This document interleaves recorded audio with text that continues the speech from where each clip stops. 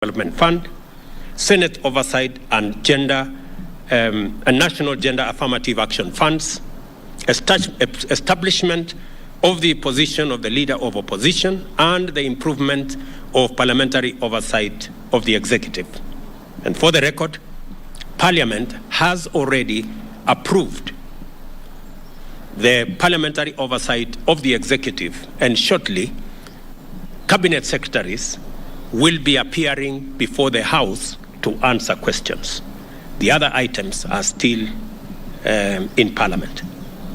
The IEBC selection panel and the future process of recruitment of its commissioners could as well be part of a conversation leading to constitutionally and legally binding proposals through a bipartisan parliamentary process. In other words, I am suggesting that the issues that have been raised by our friends on the matter of IEBC, my suggestion is that this matter can be handled in Parliament by a bipartisan parliamentary process so that we can agree on what it is they have an issue with, and we can adjust as is agreed and as necessary. And therefore, in these circumstances, and in view of the recent events that led to loss of life and destruction of property in the demonstrations that have occasioned in our country for the last 2 weeks, I urge my brother Raila Odinga and the opposition to call off the demonstrations and to give this bipartisan approach a chance for us to take the country forward. Meanwhile, I call on all Kenyans to remain peaceful and law-abiding, and I assure them that the government of Kenya will continue with its sacred duty of protecting their lives and their property, including their businesses. Thank you very much.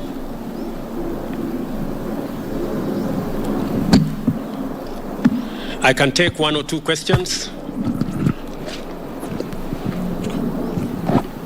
Jina langu ni Joel Chacha kutoka runinga ya K24.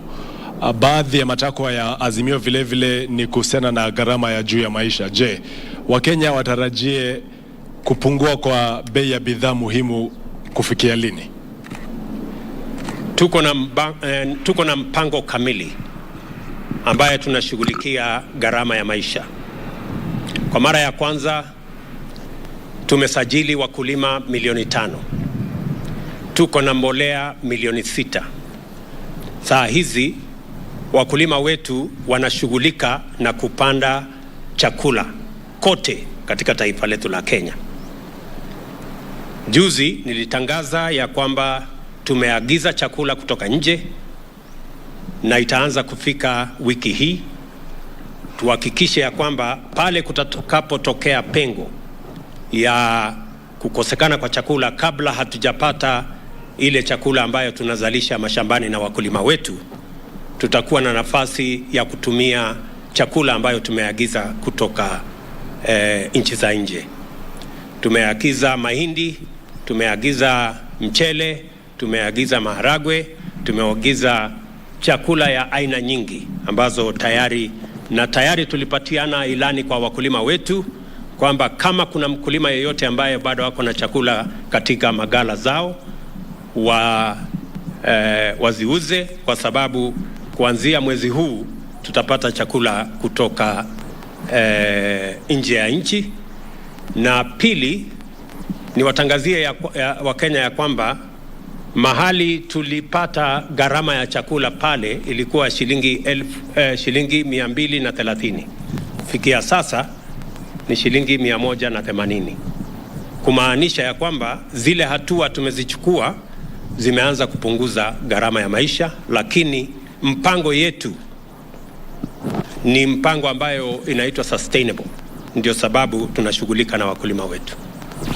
My name is Chemutai Goin from Citizen TV, and in paving way to this bipartisan process that will initiate in Parliament, if it doesn't bear any fruit, and there are positions that have been taken by yourself, your deputy, and several other leaders in government regarding a handshake or a working relationship, do we then foresee this possibly leading to that if it is for nation than for self? Chemutai, I didn't understand what you said. Sorry. Sorry. Yeah, somebody was talking to me here. So, Polly. Yeah, that's a former colleague. My question was, this bipartisan process that is being initiated, possibly that will start in Parliament, if it doesn't bear any fruit, and there are positions that have been taken by yourself, your deputy, and other leaders in your government regarding a handshake, do we foresee a position where maybe there will be softening of stances and a possible working relationship, even if it does not translate to sharing of positions in government? You know, as a believer in the rule of law, and as a believer in running an accountable government, our position is that we should never be in the position that this country was put by the handshake, where there is no distinction between government and the opposition. Once you compromise accountability and oversight, you are in for a lot of trouble. Our position is that we want to engage our brothers and sisters on the other side on issues that are important to the people of Kenya, them as an opposition, us as a government. That way, the system of checks and balances remains intact. Mr. President, I'm Sydney Chazima from NTV. I have one or two questions. One, in a parliament where the ruling party or the ruling coalition enjoys a very high majority, how bipartisan will that process be? And then secondly, you've only touched on one of the issues that the opposition was putting forward as part of their demands. There are issues to do with the servers, there are issues to do with the high cost of living, which you have mentioned. Then thirdly, this is to do with the demonstrations. We've seen some kind of brute force against the media from the police. We would like you to address that.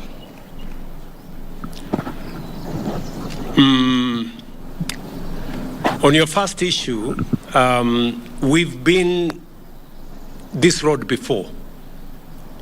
We've sorted out matters in a bipartisan way in Parliament before, irrespective of what numbers there are. And in any case, the numbers in Parliament, the difference is not that much from where I sit. So I do not see any threat of any side. And in any case, when we engage in a bipartisan approach, it is not a game of numbers. It is a game of reason and how we put our arguments in a manner that carries not one side, but all sides. That is the essence of a bipartisan approach. I have responded in my statement. If you read carefully my statement, I have responded to all the issues that our good friends on the other side have engaged in. And finally, we are great believers in free media. And any engagement that puts the media in danger is not acceptable. However, in the context of the violent demonstrations, you agree that there has been a lot of violence against citizens, many citizens, properties, burning or down of buildings, including churches. In that confusion, there could have been incidences where the media was caught in the fray. I do not think there is any deliberate attack on the media.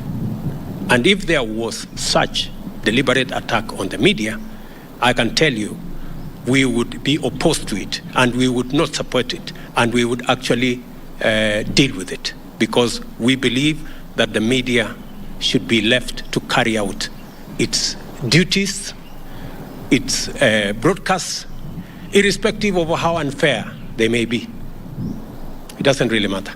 But the media should be left alone, irrespective of how biased they may be. Okay, any other maneno? And just for the record, because I have seen some other people say, oh, maybe the media will be, I don't know what will be switched off. Take it from me. Kenya has come a long way. The era of switching off, I don't know, this or that's way behind us. I have said we will support the right of the media to carry out its function. You have our absolute support, irrespective of how biased you are against us. We will support you. Yeah? We will support you to do whatever it is that you're doing. But I am sure if we exchange positions, if you are standing where I'm standing, you guys would have switched off the media. But us, we will not. Sawa. Asante.